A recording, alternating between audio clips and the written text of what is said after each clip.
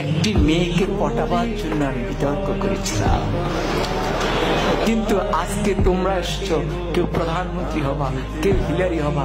কি ভয়ঙ্কর মিথ্যা কথা! কারণ আমি একটি মেয়েকে শুধু পটাতে চেয়েছিলাম। কি দিয়ে? বিতর্ক দিয়ে।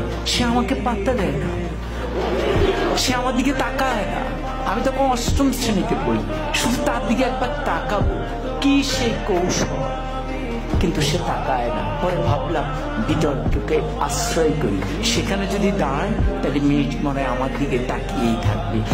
এই আশায় আমি বিতর্ক করেছিলাম। এরকম আশা নিয়ে একবার আমি সিলেট যাচ্ছিলাম।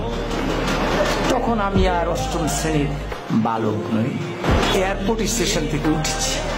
তো যাওয়ার সময় ট্রেন, সকালে সিলেটের ট্রেন, আমি উঠলাম। উঠে আমার সিটে গেলাম, দেখি আমার একটি সিট, সামনে আরেকটি সিট, মানে ডাবল ডাবল না।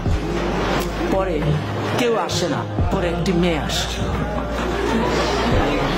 এবং মেয়েটি সামনে বসার পর আমি একটু সতেজ হয়ে গেলাম।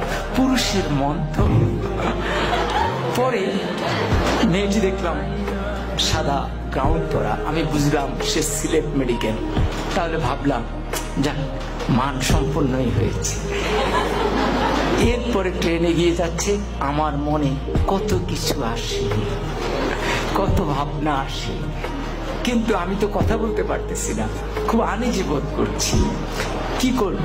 ট্রেন যায় ভিড়লো আখাউড়া স্টেশনে। আখাউড়া তো নাম শুনেছ না? তো পরে আমি আখাউড়া স্টেশনে গেলাম। যাওয়ার পর হঠাৎ আমি তো মেয়েটার দিকে তাকানোর চেষ্টাই করি, কিন্তু মেয়েটা করে কিনা আমি ঠিক বুঝি না।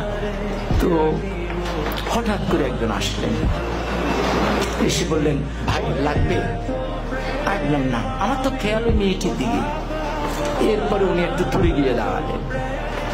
এবার আরেকজন আসলেন, উনি এসে বললেন লাগবে? আমি বললাম না। এবার উনিও গিয়ে দাঁড়ালেন, কেউ যাচ্ছেন না। তৃতীয় একজন একটু মোটা, সে আরেকটু ধমকের সুরে, লাগবে?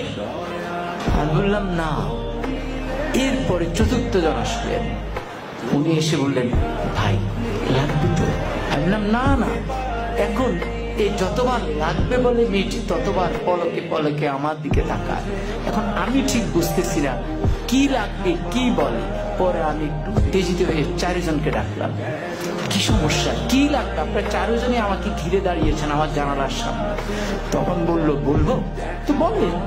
বললো, ভাই আমরা হিরোইন বিক্রি করি, আপনাকে দেখে মনে হয় দারুণ ভাবে আপনি হিরোইন।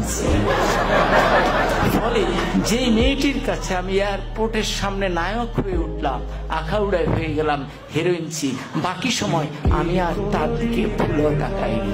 কিন্তু মেয়েটি ওই হিরোইনসি বলার পরে যে মুস্কি হাসি দিয়েছে, সে হাসিটি আজও আমি ভুলিনি।